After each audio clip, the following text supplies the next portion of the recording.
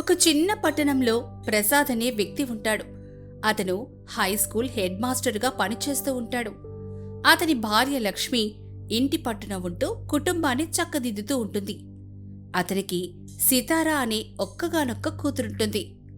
ఇలా ఓ రోజు ప్రసాద్, లక్ష్మి, మనమ్మాయి సీతారా చదువు అయిపోవస్తుంది కదా, దానికి ఓ మంచి సంబంధం చూసి పెళ్లి చేద్దాం, ఏమంటావ్? మంచి ఆలోచనే కానీ అమ్మాయిని కూడా ఓసారి అడుగుదామండి.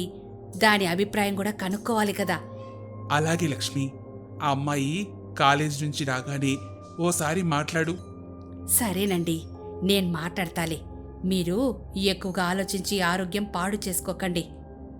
సరేలేవే. సాయంత్రానికి సీతారా కాలేజ్ నుంచి ఇంటికొస్తుంది. అప్పుడు లక్ష్మి సీతారాతో, తల్లి సీతారా, కాలేజ్ అయిపోయిందా? ఏంటి ఈరోజు విశేషాలు? అయిపోయిందమ్మా. ఏముంటాయి, రోజులానే అవే బోరింగ్ క్లాసులు, లెక్చరర్లు. అవునా, సరే చెప్పు, ఏం తింటావు? ఈరోజు నీకిష్టమైన పాయసం చేసి పెట్టనా? పాయసమా? నేను బ్రతిమిలాడినా గాని చెయ్యవు. ఈరోజేంటి నువ్వు చేస్తానంటున్నావు?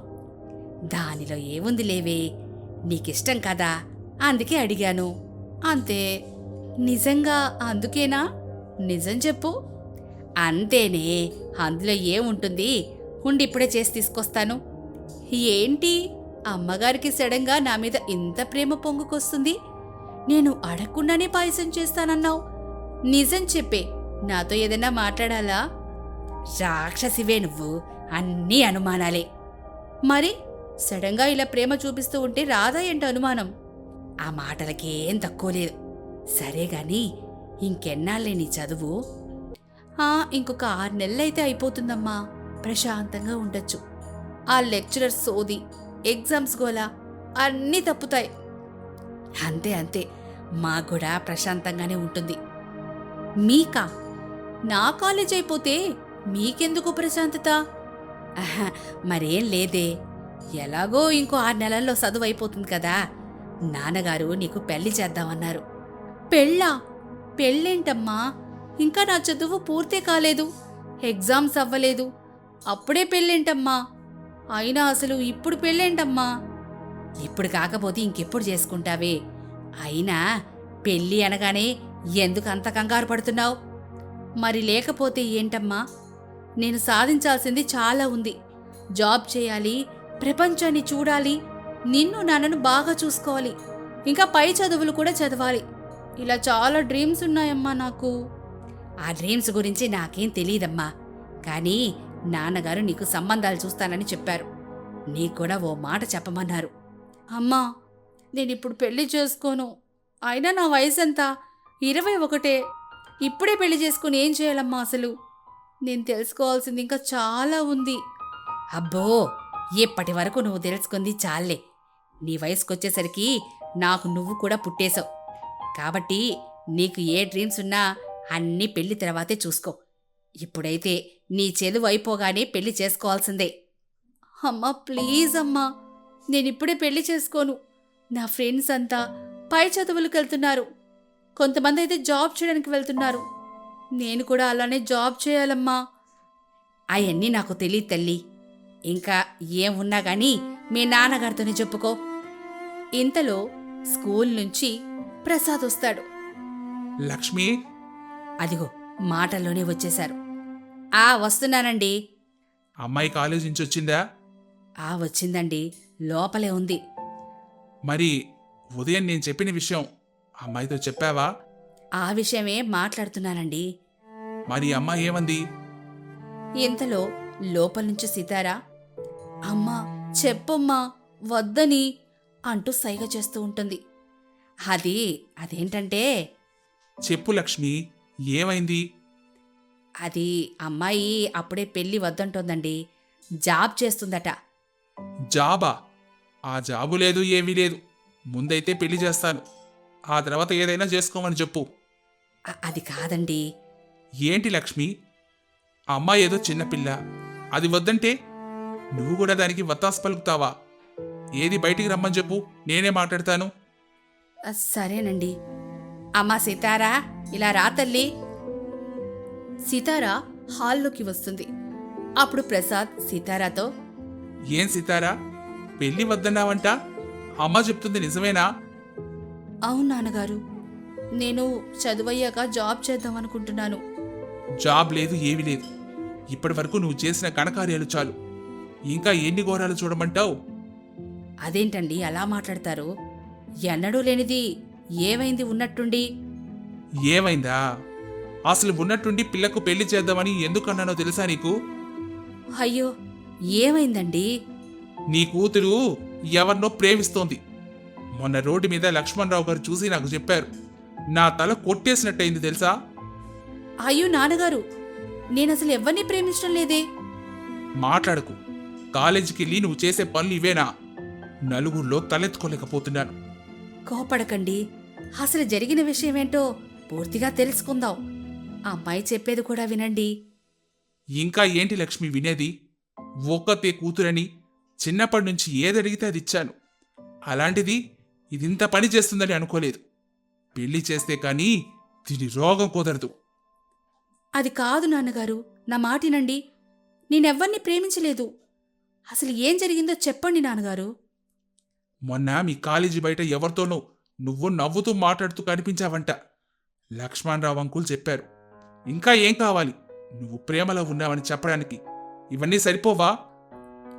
నాన్న, అసలు జరిగిందేంటో తెలియకుండా మీరు ఇలా మాట్లాడకండి. ఒక్కసారి నా మాట వినండి ప్లీజ్.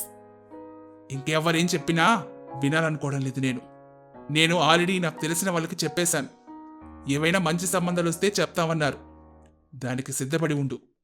అది కాదండి, అమ్మాయి చెప్పేది కూడా ఒకసారి వినండి. ఇక చాలు లక్ష్మి. నీ కూతురికి నచ్చ చెప్తావో బుజ్జగిస్తావో నీ ఇష్టం. నా నిర్ణయం మాత్రం ఇదే అని చెప్పి ప్రసాద్ అక్కడి నుంచి వెళ్ళిపోతాడు. సితార కూడా ఏడుస్తూ తన రూంలోకి వెళ్ళిపోతుంది. ఆ మరుసటి రోజు ఉదయం, తల్లి, రాత్రి జరిగింది మనసులో పెట్టుకోకు. మీ నాన్నగారి సంగతి తెలిసిందే కదా, ఊరికే కోపం వచ్చేస్తుంది. సితార మౌనంగా ఏమీ మాట్లాడకుండా ఉంటుంది. అలా సైలెంట్గా ఉంటే ఎలాగే? ఏవైనా మాట్లాడు తల్లి. నువ్వు అలా ఉంటే నేను చూడలేకపోతున్నాను. ఏం మాట్లాడమంటావమ్మా? అసలు నా మాట కొంచెమైనా పట్టించుకుంటున్నారా? అసలు జరిగిందేంటో తెలుసుకునే ప్రయత్నమైనా చేశారా? అసలేం జరిగింది తల్లి? నీ మీద నాకు పూర్తిగా నమ్మకం ఉంది. చెప్పు, ఏమైందో? నేను ఒక అబ్బాయితో మాట్లాడిన మాట నిజమే, కానీ అతను నా క్లాస్మేట్ అమ్మా. కొంతమంది రౌడీ వెధవులు నన్ను ఏడిపిస్తుంటే అతనే వచ్చి నన్ను కాపాడాడు. అతను లేకపోతే నేను ఈరోజు మీ కళ్ళ ముందు కూడా ఉండేదాన్నే కాదు. అయ్యో తల్లి, ఎంత పని జరిగిందే! మరి ఈ విషయం ఆ రోజే చెప్పాల్సింది కదా. చెప్తే మీరెక్కడ కంగారు పడతారో అని చెప్పలేదు. ఆ తర్వాత రోజు నేను అతనికి థ్యాంక్స్ చెప్పాను, అంతే. అంతకు మించి మా ఇద్దరి మధ్య ఎలాంటి సంబంధం లేదమ్మా. ఊరుకో తల్లి, ఊరుకో. నేను మీ నాన్నగారితో మాట్లాడతానులే.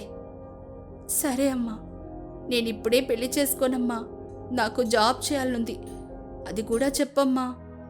సరే తల్లి, నువ్వు బాధపడకు. సీతారా కాలేజ్కి వెళ్ళిపోతుంది. ఆ తర్వాత ప్రసాద్, లక్ష్మి, అమ్మాయి లేచిందా? లేచిందండి. ఏదో స్పెషల్ క్లాస్ ఉందట, కాలేజీకి కూడా వెళ్ళిపోయింది. స్పెషల్ క్లాస్ నిజమేనా? సరిగా కనుక్కున్నావా? ఏంటండి మీ లేనిపోని అనుమానం? ఎన్నడూ లేనిది ఉన్నట్టుండి ఏమైంది మీకు? మన పెంపకం మీద నమ్మకం లేదా? మన అమ్మాయిని ఎవరిని ప్రేమించడం లేదండి. ఆ అబ్బాయి అమ్మాయి క్లాస్మేట్ అట. రౌడీ లేడిపిస్తుంటే కాపాడంట, అంతే. అయినా సరే నాకు ఈ కాలం కుర్రాల మీద నమ్మకం లేదు లక్ష్మి. మన పెంపకం మంచిదే అయినా నిమిషం చాలు మారిపోవడానికి. మొన్న థ్యాంక్స్ చెప్పింది, రేపు ప్రేమిస్తావా అంటే ప్రేమించదా? మన అమ్మాయి అలాంటిది కాదండి. దాని మనసు కూడా అర్థం చేసుకోండి. జాబ్ చెయ్యనివ్వండి.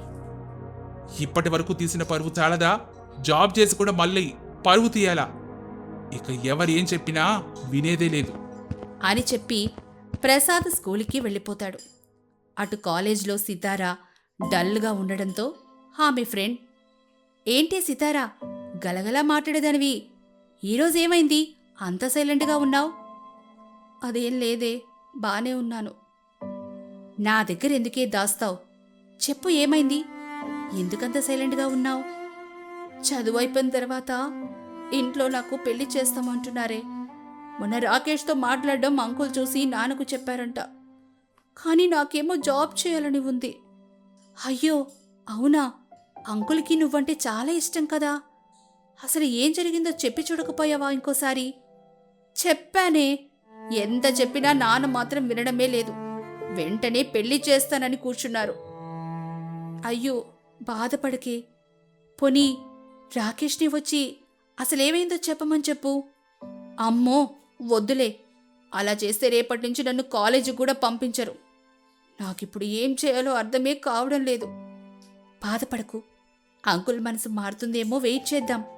లేదా అంకుల్ చెప్పినట్లు పెళ్లి చేసుకుంటే ఆ వచ్చి అతను నిన్ను అర్థం చేసుకుంటాడేమో కదా. ఇలా కూడా ఆలోచించు. ఏమోనే, నాకేం అర్థం కావడం లేదు. 21 ఏళ్లు పెంచిన అమ్మా నాన్నే జాబ్ చేస్తా అంటే ఒప్పుకోవడం లేదు. నా మీద అనుమానం పడుతున్నారు. ఈ విషయం తెలిసి ఎవరో ముక్కు మొహం తెలియనివాడు ఎలా ఒప్పుకుంటాడు చెప్పు? అవును కదా, అది నిజమేలే. అయితే అంకుల్ మనసు మార్చే ప్రయత్నం అదైనా చెయ్యవే. సరే, చెప్పి చూస్తాను అని సితార కాలేజ్ అయ్యాక ఇంటికి తిరిగి వస్తుంది. ఆ సాయంత్రం లక్ష్మితో, అమ్మా నాన్నగారితో మాట్లాడావా? మాట్లాడాను తల్లి, ఆయన అస్సలు నా మాటే వినడం లేదు. ఏదేమైనా సరే పెళ్లి చేసేస్తా అని అంటున్నారు. అది కాదమ్మా, నేనెవ్వరినీ ప్రేమించలేదు, నీ మీద ఒట్టు. నాకు తెలుసు తల్లి, కానీ మీ నాన్నగారు ఎలా అయినా నీ పెళ్లి చేయాలని మొండు పట్టు పట్టారు. ఇక నా చేతిలో ఏమీ కూడా లేదు. ఇంతలోనే ప్రసాద్ స్కూల్ నుంచి వస్తాడు. ఏంటి తల్లి కూతురిద్దరూ మాట విలువ అని ఏదో మాట్లాడుకుంటున్నారు? పిల్ల పెళ్లికి సరే అనిందా లేదా? దాని గురించే మాట్లాడుతున్నానండి. ఎవరో చెప్పిన మాటలు విని మనమ్మాయిని కష్టపెడదామా చెప్పండి? మళ్ళీ అవే మాటలు. సరే, ఇప్పుడు పెళ్లి చేయను, అది అడిగినట్టే జాబ్కి పంపిస్తారు. అప్పుడు ప్రేమలో పడదని నమ్మకం ఏంటి? రోజులు ఎలా ఉన్నాయో చూస్తూనే ఉన్నావుగా. నన్ను నమ్మండి నాన్న, మీ పరువు పోయేలా లేను. ఎప్పుడు ఎలాంటి పని చెయ్యను. జాబ్ చేస్తాను, నేనెవరిని ప్రేమించలేదు అంటావు, అంతే కదా? అవును నాన్న, అంతే. అయితే మీకు ఇష్టమైన నాన్న నేను జాబ్ చేయడం? ఇష్టం లేదు. నాకు నీ మీద, నీ వయసు మీద ఏమాత్రం నమ్మకం లేదు. ఏదేమైనా నువ్వు ఎన్ని చెప్పినా సరే పెళ్లి చేసుకుని తీరాల్సిందే. అది కాదు నాన్న. అమ్మ నువ్వైనా చెప్పమ్మా. ఎవరు ఏం మాట్లాడకండి. నేను ఓ మంచి సంబంధం చూశాను. ఇంకో 3 నెలల్లోనే మంచి ముహూర్తాలున్నాయి. నీ పెళ్లి చేయడమైతే ఖాయం. దీనిలో ఎలాంటి మార్పు లేదు. ఇక సితార ఏడుస్తూ, నన్ను అర్థం చేసుకోన్నా అన్నా ప్లీజ్ అనేసరికి ప్రసాద్ కోపంగా అక్కడి నుంచి వెళ్ళిపోతాడు. తను అనుకున్నట్లే సీతారకు ఇష్టం లేని పెళ్లి చేస్తాడు.